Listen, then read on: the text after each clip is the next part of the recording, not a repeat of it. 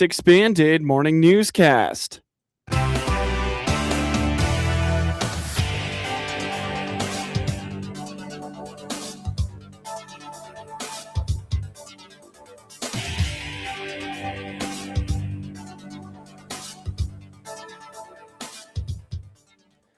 Good morning and thanks for being with us. I'm your host today, Ben Hubbard.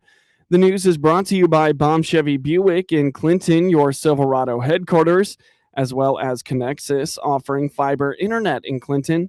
Click their icon on DeWittDailyNews.com to find out more. A Clinton man appeared in court on Monday to face multiple felony charges, including first-degree murder in connection with the death of his wife. Nicholas L. Smith, 35, was formally arraigned Monday afternoon following his arrest over the weekend in connection with the death of 34-year-old Cassandra M. Smith. Nicholas Smith is currently being held in the custody of the DeWitt County Sheriff's Office. Represented by the public defender Tim Hall, Nicholas Smith waived his right to a preliminary hearing, and a discovery order was entered by the court. Smith faces a total of 8 counts, including 3 counts of first-degree murder with intent to kill or injure, 2 counts of first-degree murder with strong probability to kill or injure, 1 count of concealment of a homicidal death, a Class 3 felony, 1 count of obstruction of justice and destruction of evidence, a Class 4 felony, and 1 count of obstructing a peace officer, a Class A misdemeanor. The court entered a detention order without objection. Friday evening, the Clinton Police Department began an investigation to a Clinton address to conduct a welfare check of Cassandra N. Smith. Following an initial investigation, authorities issued a missing and endangered person alert for Smith. On Saturday morning, the Clinton Police Department requested assistance from the Illinois State Police Zone 5 investigations. Over the course of the day, authorities executed search warrants on multiple properties and vehicles associated with the case. At approximately 7:15 p.m. on Saturday, law enforcement located a vehicle of interest near Sunrise Court in Clinton. The execution of a search warrant with that location led to the discovery of Cassandra Smith's body. Nicholas Smith was taken into custody shortly thereafter. Preliminary postmortem findings indicate that Cassandra Smith died of multiple blunt injuries. Authorities stated that additional charges are anticipated as the investigation continues. A status hearing has been set for June 1st at 10 a.m., with a jury trial set for August 10th at 9 a.m. A spike in teen depression and anxiety in recent years has some Central Illinois school leaders rethinking their prominent presence in classrooms. According to Bement School Superintendent Mary Vogt, there is a distinct breakdown in how technology is defined and monitored within her district. And I think there are a couple of different prongs here because, technology also includes computers, interactive boards, not just cell phones. And I think a lot of times when people think about technology and the impact that it's having on our young people, it's cell phones that immediately come to mind. And so as far as cell phone use for our students, our elementary school and middle school students are not allowed to have their cell phones out or on. We do know several middle school students, even some elementary students do have phones with them. But they are not allowed to have them out or on during the school day. Mm-hmm. And then for our high school students, as far as use during the school day, most of our teachers have a collection point so that when the students enter the classroom, the phones are put at that collection point and they don't have access to their phone during that class period. But with technology advances, we know some students have a watch that they're still able to communicate. For our high school students, they are allowed to have their phones out during the lunch period. Sometimes it can be a problem because of not just within our building, but then students communicating with friends who are in other districts. Mm-hmm. And some things that are happening outside of school being brought up during the day, creating a disruption to the environment. The challenge for school administration often lies in where the issues originate. When conflicts arise via social media or student devices, Vote explains it is rarely a problem confined to school hours or the school building. 99.99%, yes. It's not that kids are creating or talking about situations happening within our school, within our building. It is something happening outside of the district. Oftentimes, if there's a situation to investigate, it has happened either over a holiday break, a long weekend, or just simply overnight. I cannot think of a time, and I'm sure there have been, but I cannot think of a time where we had to involve even law enforcement for some of these investigations, and it was all happening outside of school. And then, I'm pretty proud. I feel like we're getting the word out to students and parents that when they become aware of a concern and it's not during the school day, call law enforcement. Feel like historically parents wait and call school the next day and say, hey, this kid is bullying my kid by, sending messages all night long. Call law enforcement. Get law enforcement involved because that's who really can take care of going and contacting these social media platforms and getting things shut down. So I think it really does need to be a partnership between schools and parents because, again, schools aren't buying the devices for the children. Schools aren't allowing the children to be on these social media platforms. It starts at home. And I understand sometimes it's easier just to let your kid have it, and it's a form of babysitting. It keeps them occupied so mom and dad can get dinner made, get the dishes done, get the laundry done, the long list of things that we're responsible for as parents. But I do feel like it has to be a partnership between home and school. It can't just be the school saying, okay, we've identified the problem. Now let's try to fix it. It's an uphill battle because they're still allowed to use it all when they're outside of school. To combat the misuse of technology, Bement Schools is focusing on teaching students how to use digital resources as an educational tool, such as for research and keyboarding skills, rather than for entertainment. Vote points out that this requires a concerted partnership between parents and the school to ensure students are focused on assignments during the day. Absolutely. And, again, there are different pieces of technology. Seth, I'm guessing you and I had the same experience where we had to take a typewriting class. And so we are the keyboarding class, and we were using typewriters, and typewriters have gone by the wayside. And so we do need technology to teach the keyboarding skills. We do need technology so that as we expect kids to write papers and do research, but we have to be smart about how they're using it as a tool and not as entertainment. And so making sure that, I think back to just a few years ago, and it was kind of a free-for-all of if there was 10 minutes left in class, there wasn't an expectation that kids were actually working on the assignment. They would have their phones out, they would be scrolling through social media, and that, we've tried to eliminate that. This just isn't necessary. Teach them how to have a conversation with each other. Sure. Several local districts are using the case provided in the book The Anxious Generation by Jonathan Haidt as a guide in understanding the increase in anxiety and depression among teens and preteens. You're listening to the WHOW Morning Show. Let's take a quick break with a word from our sponsors. Experience the power of better connection with Connexus Fiber Internet. Connexus delivers ultra-fast, reliable speeds to keep you connected at the speed of life. Whether you're working from home, streaming your favorite shows, or gaming with your friends, Connexus has you covered. Say goodbye to buffering and dropped calls and say hello to fiber fast internet. Ready to upgrade your connection? Sign up today by clicking the Connexus icon at DeWittDailyNews.com. Nothing connects us like Connexus. Spring is in the air, so it's time to choose your new Silverado. This is Scott Bond from Bond Chevrolet Buick in Clinton and Farmer City. We have a good selection of new Silverados with springtime savings and special finance rates. Choose from regular cabs, double cabs, or crew cabs in gas or diesel. We're also allowing extra money for your trade on all new Silverados this month.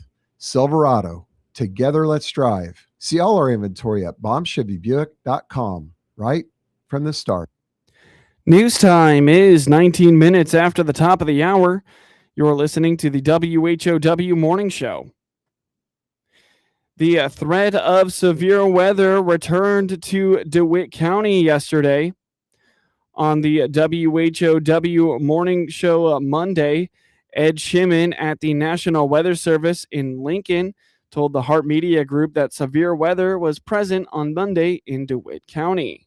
Yeah, we've already got a line of storms that are in the area, and we've got a severe thunderstorm watch out currently, and that's for the current wave of storms. You know, some of the models are starting to shift their focus away from the evening for the northern half of kind of the central Illinois area to be this wave of storms being the main show for the severe threat. Initially, we had thought maybe there was going to be additional really severe storms this evening. Those look to be probably mainly further south, maybe south of I-72. So the DeWitt County area is probably in line for the severe weather between now and, roughly the noon hour.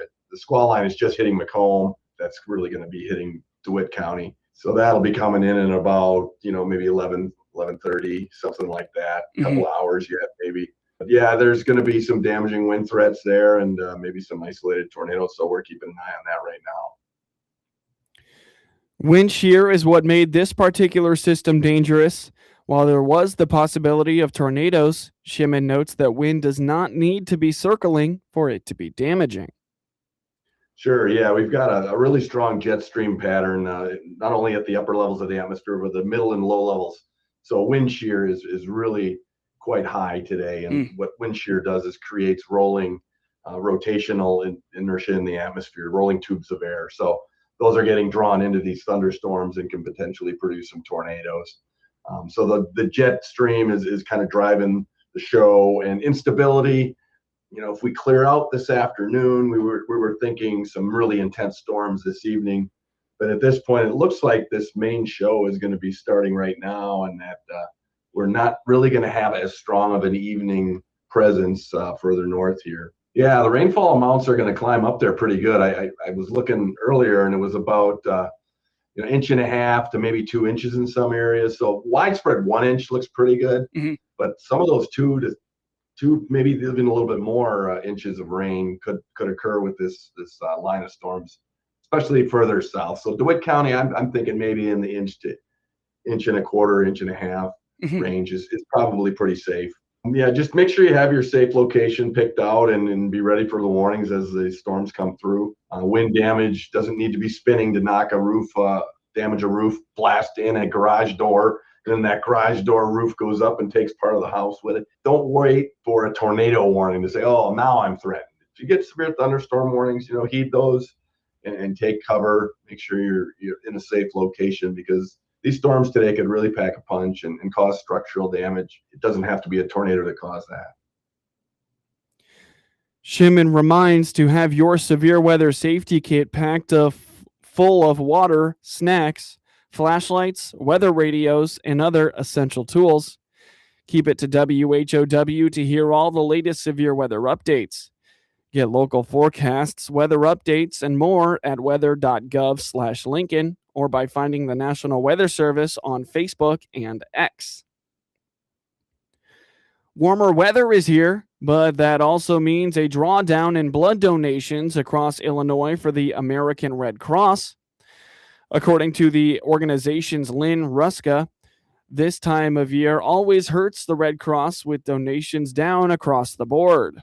Summer is one of our hardest times to collect, and for the reasons that we can imagine. Folks are doing fun things, they're getting out and about.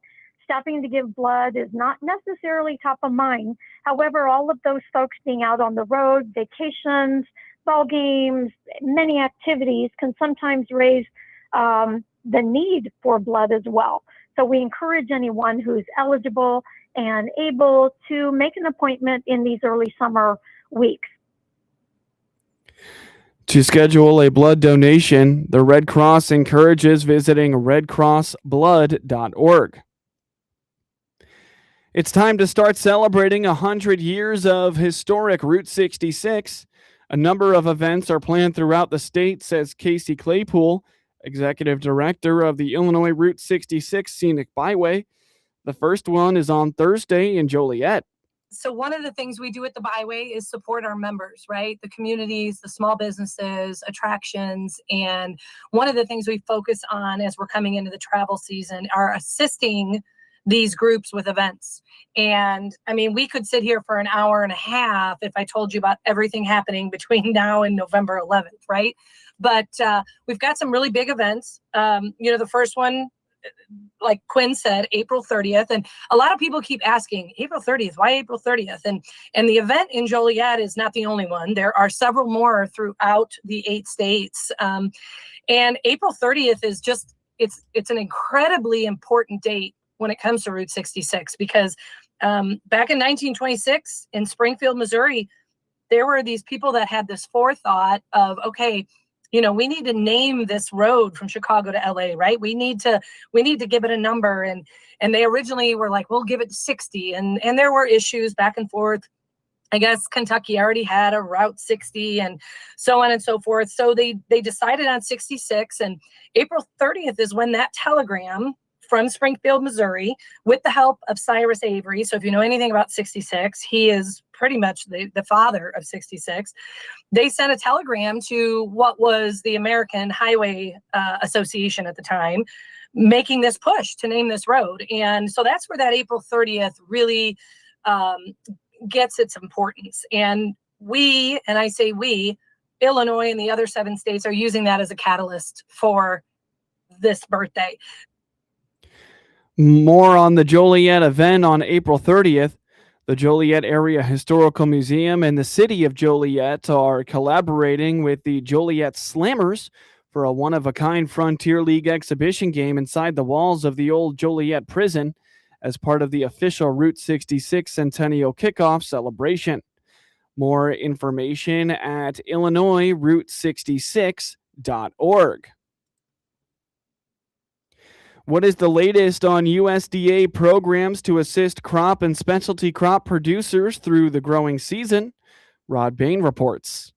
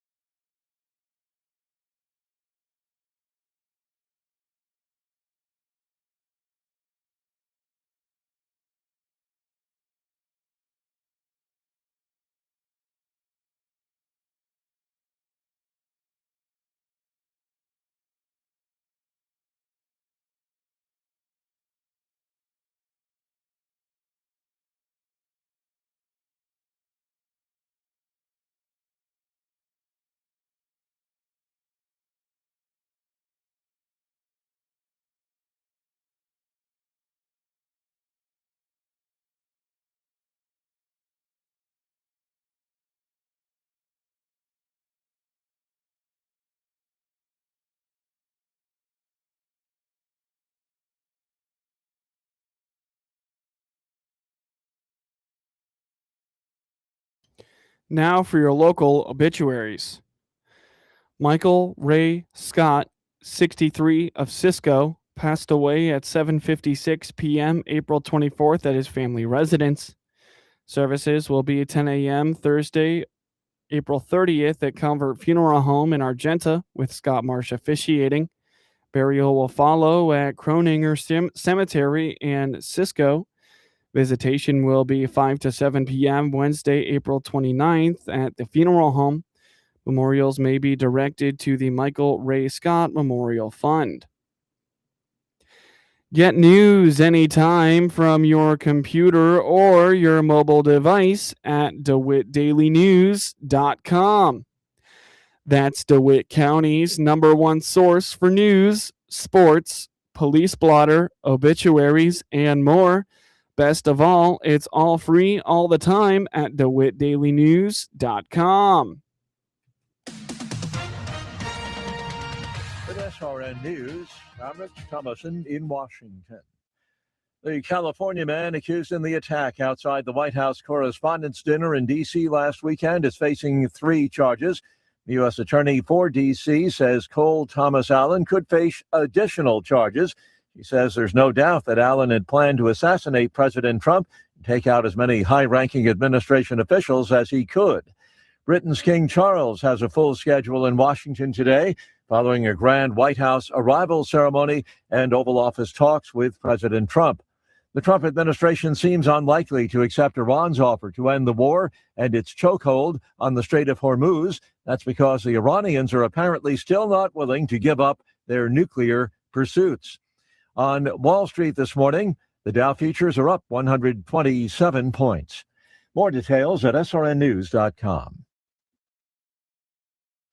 Let's see, if something costs less, a lot less, but people are actually happier with it, that sounds like something to look into, and that's MediShare. Maybe you've heard joining MediShare can save you or your family up to $500 a month, and that's huge, but it's also true. People are just happier with it. They love being part of something that reflects and promotes their values and what they believe in.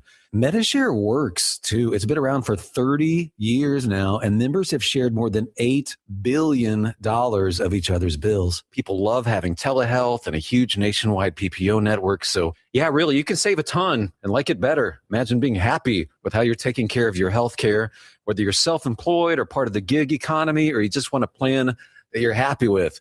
Here you go. You can call right now and get a price within 2 minutes. A very, very smart use of 2 minutes. Here's the number you need. It's 844-45-BIBLE. That's 844-45-BIBLE. 844-45-BIBLE. From the Hart Media Group Sports Desk, IL Sports Wire, and DeWittDailyNews.com, I'm Ben Hubbard with this local sports report. Munetaka Murakami hit a 3-run homer in a big 7th-inning rally, and the Chicago White Sox held off the slumping Los Angeles Angels for an 8-7 win on Monday night. The White Sox bats were fast asleep as they took a nap during a 3-hour rain delay, but the hitting sticks woke up after the sluggish start with a season-high 7 runs in the 7th after trailing 5-1. A swing and a high fly ball out into right, and it is deep, and it is gone! A 3-run homer. As Monday night turned into Tuesday morning, the White Sox bullpen closed out the game and tucked the Angels into bed with an 8-7 win in the series opener. A fantastic pitchers matchup is on deck Tuesday night as Davis Martin and his 2.01 ERA oppose Jose Soriano's 0.24. Pre-game coverage starting at 6 p.m. on the ESPN 1000 Hard Rock Casino White Sox Network. The White Sox are back in action on WHOW tonight when they play the second of a 3-game series against the Los Angeles Angels. Pre-game begins at 6 p.m. Jose Fairman hit a tie-breaking 2-run double after Pedro Pajes and J.J. Weatherholt hit consecutive homers, all in the 9th inning, as the St. Louis Cardinals rallied to beat the Pittsburgh Pirates 4-2 Monday night after breaking up a perfect game bid in the 7th inning. With the Pirates leading 2-0, 4 Pittsburgh pitchers combined to shut down the Cardinals through 6 2/3 innings before Alec Burleson legged out a 2-out infield single off Evan Sisk in the 7th. Pajes and Weatherholt's home runs off Dennis Santana lifted the Cardinals into a 2-all tie before Fairman's double into left field scored Victor Scott II and Burleson, giving St. Louis a 4-2 lead. Ryan Fernandez earned the win to improve to 1-0, and George Soriano got a groundout, strikeout, and after a single by Nick Gonzalez, a flyout for his first save as the Cardinals snapped a 4-game skid. Pittsburgh opener Mason Montgomery and Justin Lawrence each pitched an inning, and Wilbur Dodal worked the next 4, striking out 3. Sisk pitched 2/3 of an inning before he was replaced by Isaac Matson after allowing the Cardinals' first hit. The Pirates carried their 2-run lead into the 9th before Santana blew the save. The Pirates scored 1 run in each of the first 2 innings on RBI singles by Ryan O'Hearn and Jake Mungum off Dustin May. In 6 innings, May allowed 2 runs on 7 hits with 2 strikeouts and 2 walks. Burleson and Fairman had 2 hits apiece for St. Louis. The Pirates got 2 hits each from Gonzalez and Mangum. Pirates center fielder O'Neal Cruz was a late scratch because of illness. Cardinals righty Kyle Leahy is expected to face Pirates right-hander Braxton Ashcraft on Tuesday night. Ty France drove in 4 runs with a double and a triple to lead the surging San Diego Padres over the Chicago Cubs 9-7 on Monday night. Manny Machado had 3 hits and scored 3 times for the Padres, who won for the 17th time in 21 games. They are 18-5 this month, the best April winning percentage in franchise history with .783. Gavin Sheets hit a solo homer in the 8th inning to make it 9-5. Mason Miller gave up 2 runs in the 9th, ending his scoreless streak at 34 2/3 innings dating to last season, a San Diego record.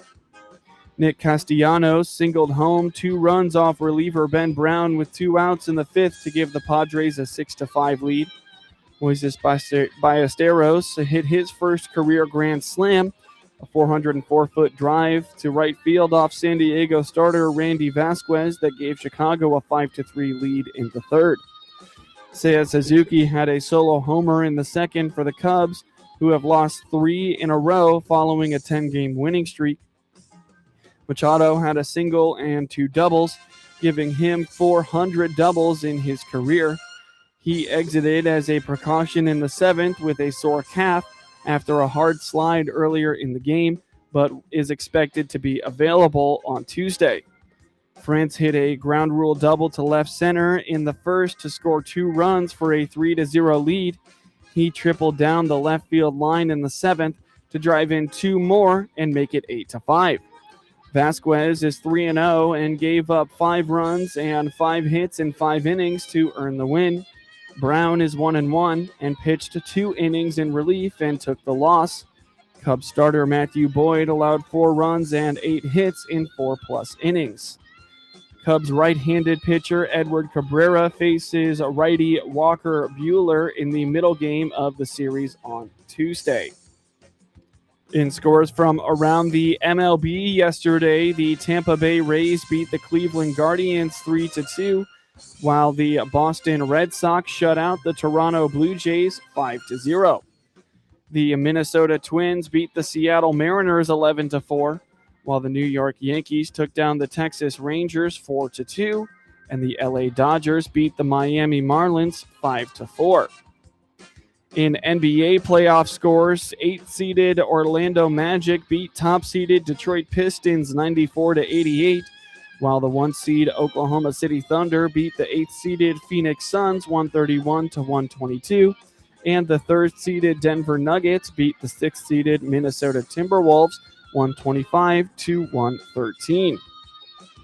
In NHL playoff scores from yesterday, the Pittsburgh Penguins beat the Philadelphia Flyers 3-2, while the Las Vegas Golden Knights took down the Utah Mammoth 5-4 in overtime. Get highlights of your local high school program by finding IL SportsWire on your preferred social media platforms and get local sports anytime from your computer or your mobile device at DeWitt County's #1 source for news, sports, police blotter, obituaries, and more. All free, all the time at DeWittDailyNews.com. This is staff meteorologist Jennifer Wojcicki with your regional radio forecast. Cloudy skies expected today with daytime highs approaching 61. Winds out of the northwest 8 to 15 miles per hour. Cloudy skies expected again tonight. Chance of thunderstorms. Lows dip down to about 48. Slight chance of rain showers. Tomorrow, highs around 61. Sunshine mixed with clouds at times. Hear weather twice an hour or online anytime at DeWittDailyNews.com. Right now, 53. Let's check Ag News on the RFD Radio Network. I'm DeLoss Yonke. Country Financial received more than 2,000 damage claims the initial week after a massive squall line produced damaging winds and tornadoes in Illinois April 17. The majority of claims, more than 1,500, were for property damage. About 500 were for auto. Country reported as of Thursday, with most claims in Illinois. Country deployed claims representatives to areas most significantly impacted by the storms to assist clients. Those who believe they have a claim but have not yet filed can call Country 866-268-6879 or go online at countryfinancial.com. Illinois has had an aggressive stretch of severe weather up to and including yesterday. The April 17 storm system at the National Weather Service confirming reports of 33 tornadoes with at least 5 rated EF2, mostly between Interstate 72 and 80, and also northern Illinois along the Wisconsin border. One in Lena had wind speeds up to 130 miles an hour. It was just 2 days before the 30th anniversary of the massive 1996 tornado outbreak that had 72 twisters in 6 different states. That storm 30 years ago had 39 in Illinois. As of the 23rd, Illinois had 147 severe hail reports, 250 severe wind reports, and 110 tornado reports year to date, according to the National